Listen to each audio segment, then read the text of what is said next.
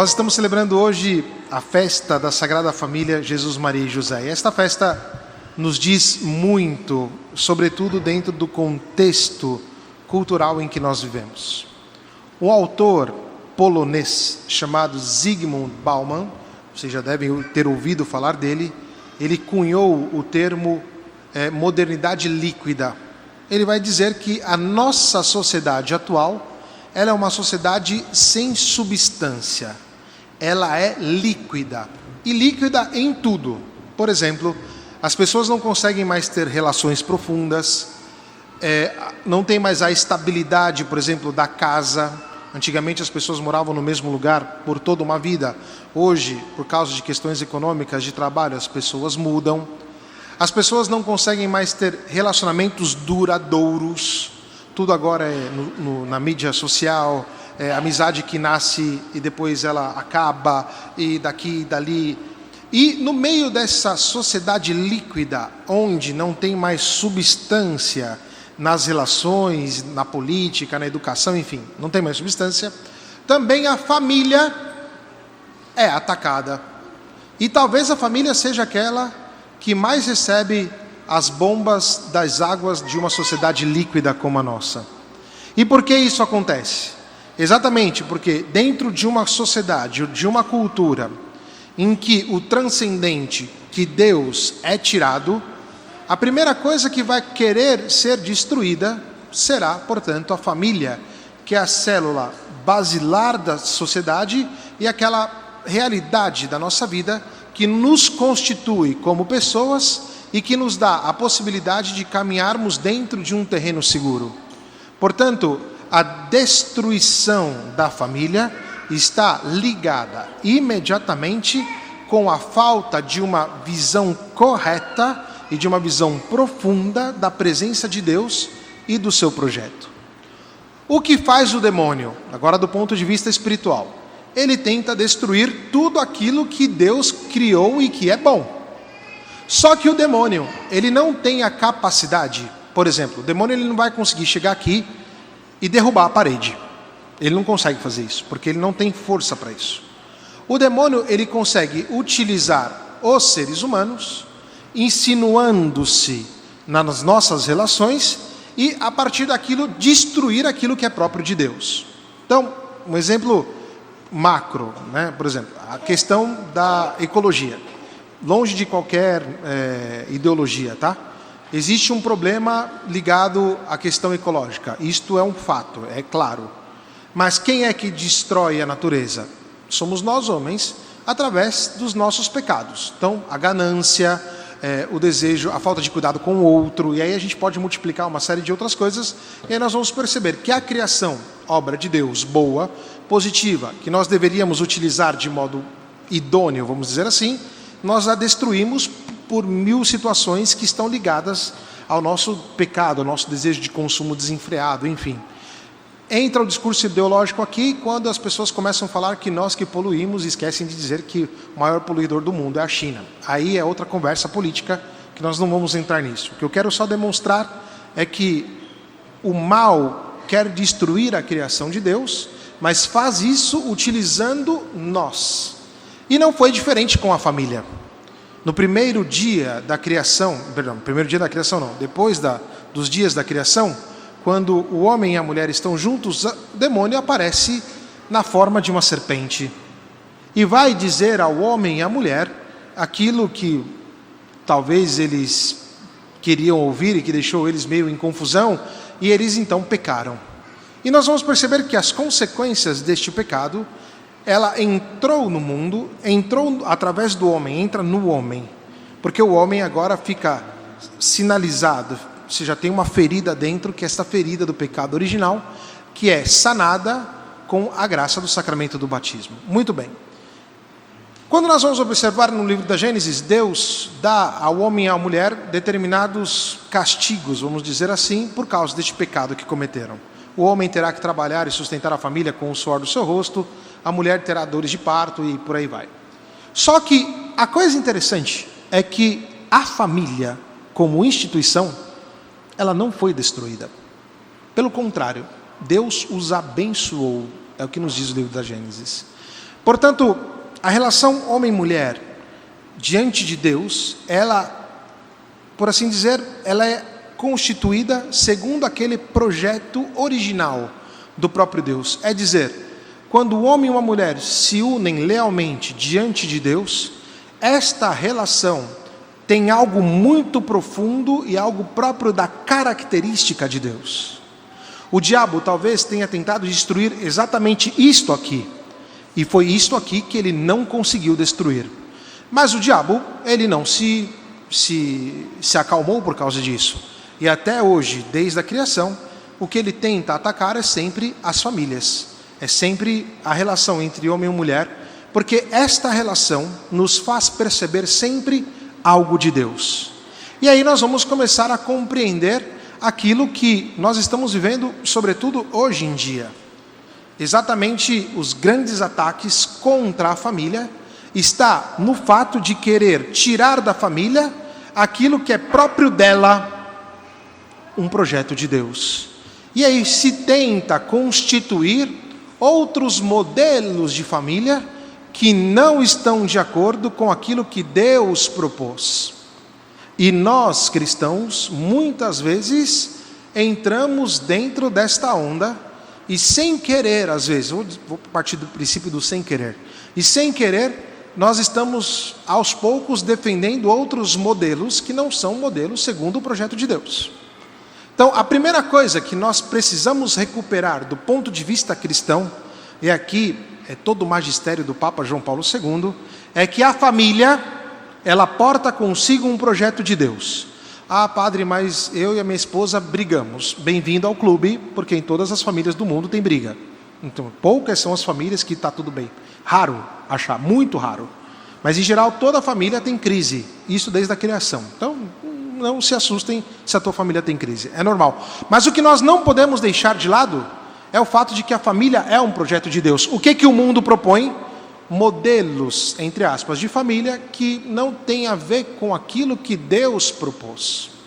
E quando isto acontece, nós começamos a perceber uma desordem dentro da cultura, dentro da sociedade e até dentro da nossa vida. Uma desordem porque na família que contém um projeto de Deus, nós podemos, antes de mais nada, compreender a linguagem de Deus.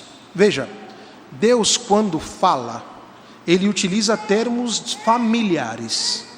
Ele é um Deus que é pai, é um Deus que cuida dos seus filhos, é um Deus que tem um amor de uma mãe para com os seus filhos. Ou seja, Deus, para se exprimir, para dizer quem Ele é, Ele utiliza uma linguagem de família. Portanto, quando nós não professamos, ou quando a cultura não quer mais professar a família como projeto de Deus, ou segundo o projeto original de Deus, ela está tirando da sociedade a possibilidade de uma linguagem que seja capaz de comunicar Deus. De fato, esses dias, 15 dias atrás, eu estava conversando com uma amiga da Albania, e ela me dizia exatamente isso, porque ela é filha de pais separados como eu sou. Ela me dizia, e aí nós vimos a nossa consonância nisto, ela dizia, eu tenho dificuldade de compreender Deus como pai. E eu disse para ela, e eu também tenho essa dificuldade. Exatamente porque nós, apesar de termos os pais, não tivemos a presença do nosso pai durante a nossa vida. Não porque o nosso pai faleceu, porque aí seria uma outra conversa, mas o fato de que o pai, mesmo vivo, ele não se apresenta como pai. Então, se torna muito difícil também compreender Deus como pai numa situação como essa. E o que o mundo propõe hoje? O mundo propõe um estilo, que vamos usar a palavra estilo, de relações que não estão ligados àquele estilo próprio de Deus. E aí faz com que nós perdamos dentro do nosso ambiente social uma linguagem que é próprio religiosa, uma linguagem que é de Deus. Jesus Cristo veio no seio de uma família, ou seja, ao assumir-se na nossa carne, Ele assume também as realidades que são próprias dela. E, portanto, se nós tiramos também a família do contexto, teremos dificuldade de compreender a mensagem de Jesus. Mas essa dificuldade não é insuperável, ela é superável porque a graça de Deus é muito maior do que as nossas dificuldades. Então perdemos, primeira coisa, o risco é perder o projeto de Deus. Perdendo o projeto de Deus, nós perdemos a linguagem de Deus. Mas nós perdemos um terceiro ponto, que é o fato da nossa linguagem. Veja, você é filho, o Júnior, por exemplo, é pai, a Bela é mãe. E quando é que isso aconteceu? Quando eles tiveram a graça de ter o primeiro filho, que é o Theo. Nós somos irmãos, tios, tia, sobrinho, sobrinha, ou seja, todo o nosso contexto social, ele tem uma linguagem que é determinada pela família. Então a família nos dá uma posição no mundo. Ela me permite saber quem eu sou. E quando nós destruímos a família, nós desorientamos as pessoas. E aí ficam as tentativas de criar o todes, né? As linguagens aí que não diz nada, absolutamente nada. E por que não diz nada? Porque nos tira a posição no mundo. E a família, ao contrário, nos dá a graça de saber quem nós somos. Jesus Cristo, o filho de Maria. Não é ele o filho do carpinteiro? Aqui entre nós não estão os seus irmãos, os seus parentes. Entende? Então a família, ela nos dá uma posição. Ela nos dá a possibilidade de uma posição no mundo. Se nós negamos a família segundo o projeto de Deus, nós colocamos em risco também a nossa identidade. E é por isso que um cristão também deve defender a família. Defende porque é um projeto de Deus, defende porque na família encontramos uma linguagem de Deus, defendemos porque na família encontramos o fato da nossa realidade. Existe ainda um quarto ponto que é muito interessante. Dentro da relação homem-mulher, nós podemos tocar a nossa origem. Quando eu vejo o Júnior e a Bela, apesar de termos mais ou menos a mesma idade, eu me sinto filho deles, porque daquela relação ali eu posso ter vindo. Se eu vejo alguma coisa diferente daquilo, algo dentro de mim se move estranhamente. Por quê? Porque daquilo eu não posso ter nascido. E aquele tipo de relação contrária desta ou diferente desta, é um tipo de uma relação que me faz mal e que me nega a possibilidade de saber de onde eu vim.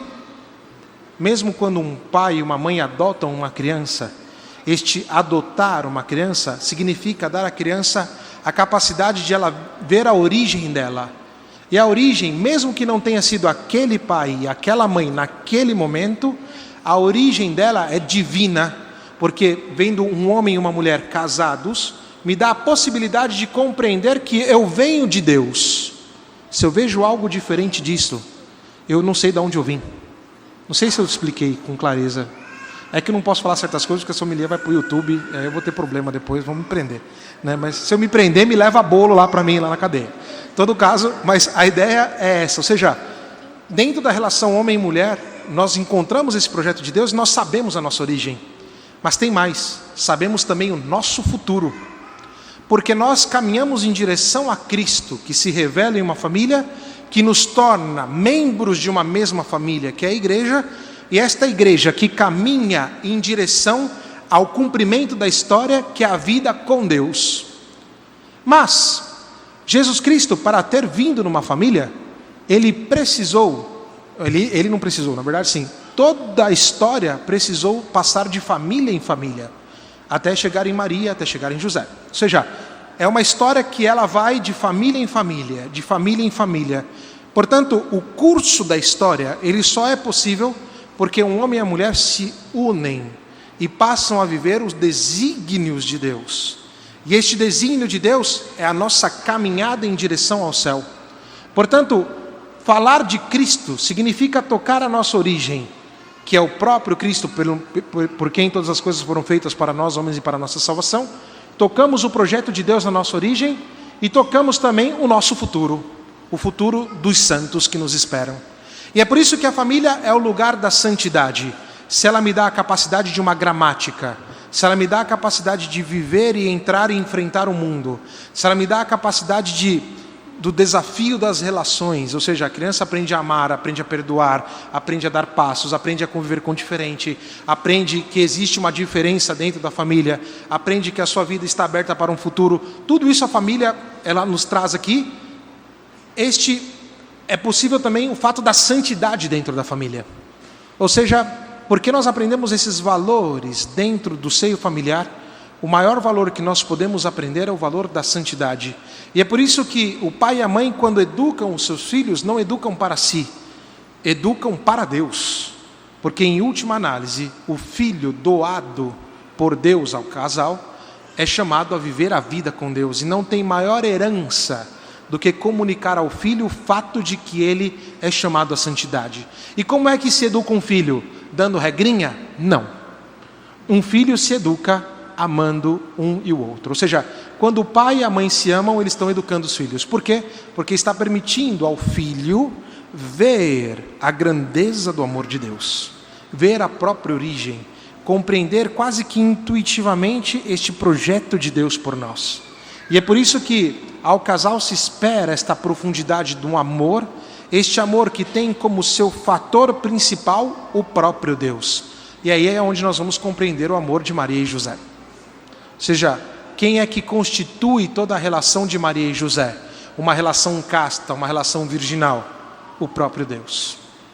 E aquilo que se espera de cada um de vocês, meus irmãos e irmãs, que são esposos, aqueles que estão se preparando para casar, que vocês tenham a consciência de que é Deus quem quis vocês unidos, e que este é o projeto de Deus, não é o seu projeto.